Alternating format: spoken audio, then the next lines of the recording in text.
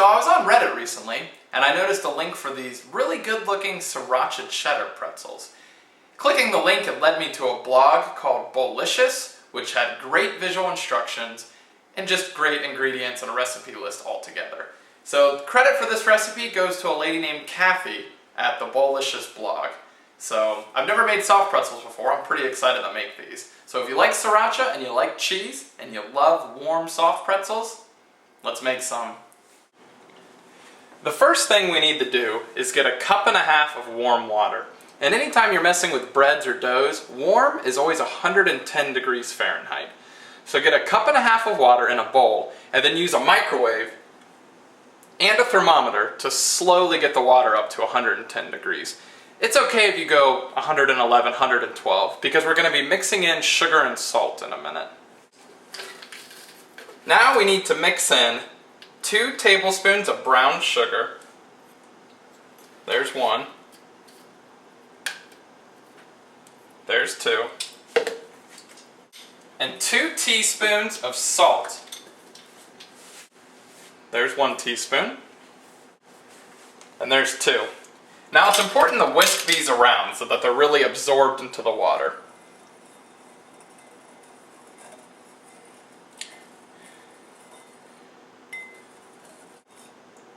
Okay, that's all mixed in there pretty well.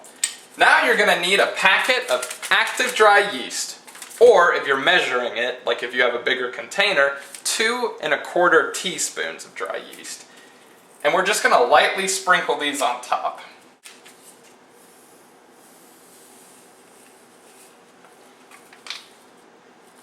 And we're looking for this to become really bubbly, so give it 10 or 15 minutes. Don't rush it.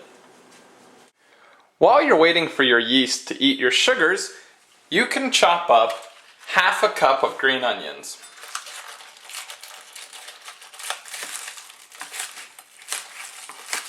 So just work your way from one end to the other, just doing nice uniform cuts. It'll leave you with these slivers. And depending on how much you like green onions, you can use more or less, you can cut them thinner or thicker. It's up to you, your recipe. There we go. It's about 1/2 cup of chopped green onions. Alright, it's been over 10-15 minutes. Here is what your yeast and sugar should look like. See how it's all foamy and bubbly? That's really good. You're going to need a bigger bowl now though to work with your dough. So I'm going to pour all this into a bigger bowl.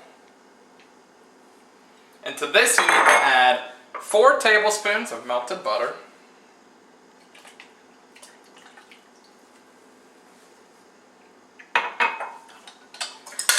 You need your 1/2 cup of chopped green onions.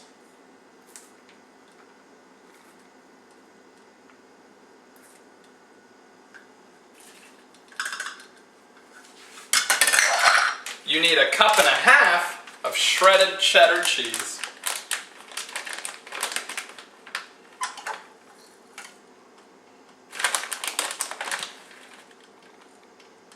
So there's 1/2 cup of shredded cheddar.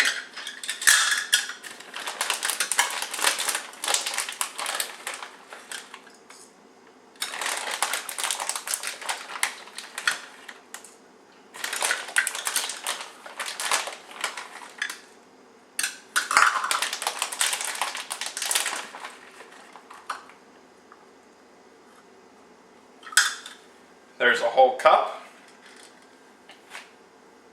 I need a little bit more. Clean up the counter a little bit there. And to this we need to stir in 5 cups of flour. We also need to add 1/2 cup of Sriracha sauce. And that is what made these sound awesome to me. I love Sriracha, it's become really popular recently, and I love cheese. And soft pretzels are amazing.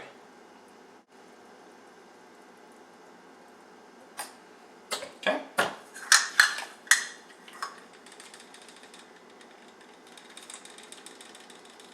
There's 1/2 cup of Sriracha. Now our 5 cups of flour.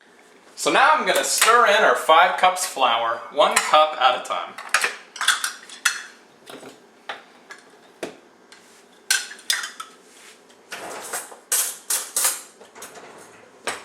use the back of a butter knife to level off your cup measures so that it's a nice flat amount.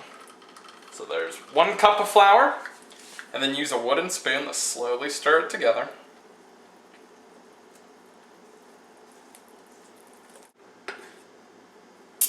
There's our 2nd cup of flour. Starting to clump together a bit. 3rd cup of flour. It's slowly going to get harder and harder to stir. 4th cup of flour. This smells so good. A cheese dough with sriracha. These are going to be great. Here's our 5th cup of flour. So we'll stir all this together.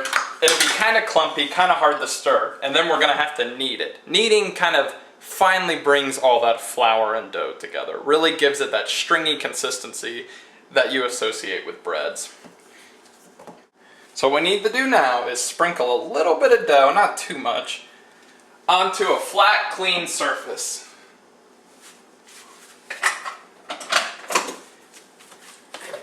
Then, to help with the kneading, I always like to get a little bit of shortening on my hands. That way the dough doesn't stick to you too much.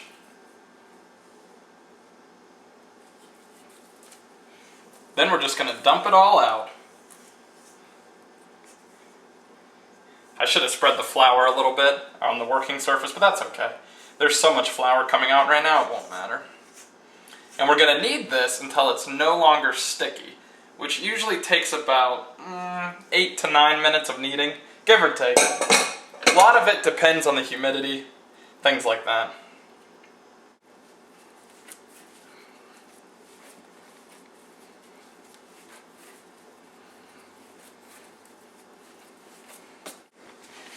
Okay, it's getting to a point where I like the consistency. A lot of the stickiness is gone, and it's really becoming very elastic and firm. Okay, so you could do kind of like a triangle test, where you make a triangle with your fingers, and if it stays in place pretty well, your dough's ready. So this dough is ready. What we need to do now is we need to get a clean container, put a little bit of oil in it, cover this in oil, then we need to cover that container with a damp cloth, cover the bowl with a damp cloth, and then I recommend putting it in an oven that was slightly warmed up. And when I say slightly warmed up, I mean turn your oven on for like 2 minutes, then turn it off, just so it has a little bit of heat. That'll really help this dough rise. Alright, so take your container, put a little bit of oil in it, maybe like a tablespoon's worth, give or take. Then get your dough in there and turn it around so that the oil covers all of it. Okay? Maybe flip it a few times. And then what I've been doing is I got out a fresh towel but I've been drying my hands on it so it's pretty moist. It's nice and damp. So cover it. I set this oven to 300 degrees, let it heat up for a few minutes, and then I turned it off. So it should be slightly warm now. I mean, you don't want to start baking your dough, but a nice warm and moist environment really helps it double in size. So get it in quick. Okay? Shut your door and then let it rest for like 50 minutes.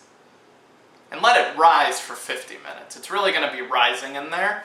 Wait till it's really doubled in size. You might even see it pushing on the towel on top. Alright, it's been 55 minutes. We've had our dough rising in a container with a moist towel on top in an oven that was slightly heated up. We also covered our dough in oil so that it wouldn't stick to the container. Trust me, if you don't do that, it is a pain. So let's see how big it's gotten.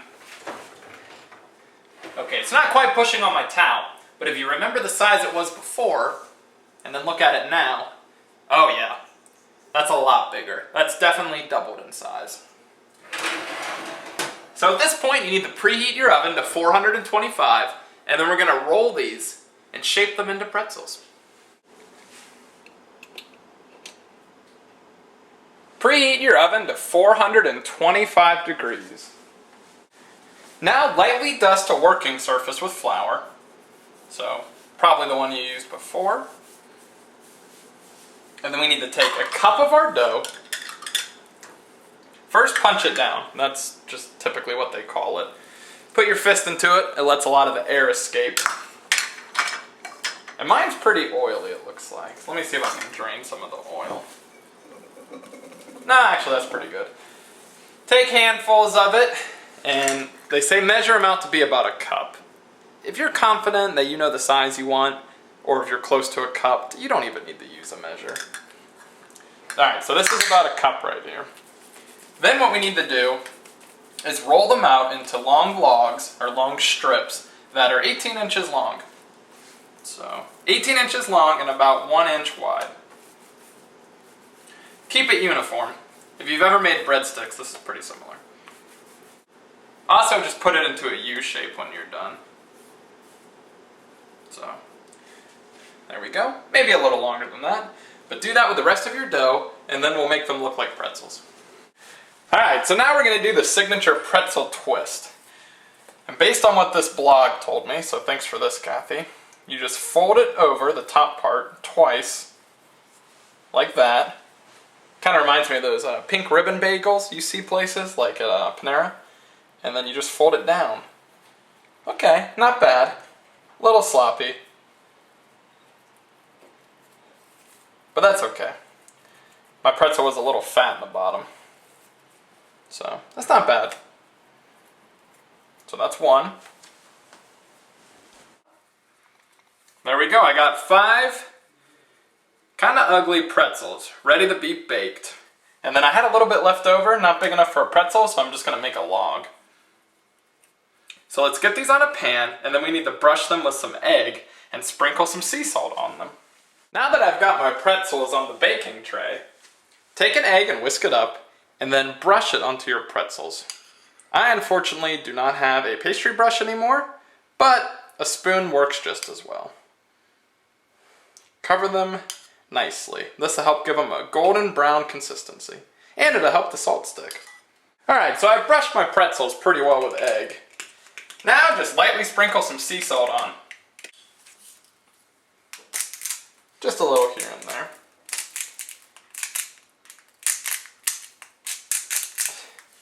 And then we're going to bake them for 15 to 20 minutes, based on how crunchy you like your pretzels. I like mine pretty soft, so I'm just going to go right around 15 minutes. Alright, so I've got my oven preheated to 425. I've got my pretzels rolled out and formed into similar to pretzel shapes.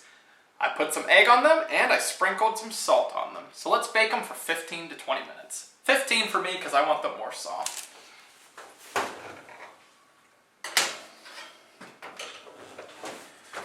Alright. Alright.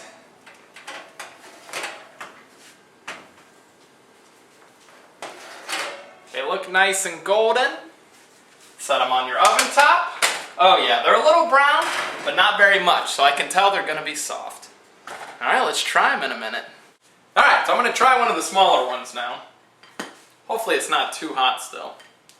The bottoms are a little dark, but not too bad. Makes sense, they're a little closer to the bottom.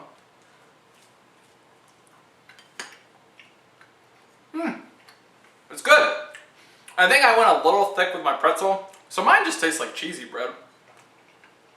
It's good though. The sriracha is kind of an after flavor, and not as strong as I thought. So if you have friends that like spice but not too much, this would be good for them.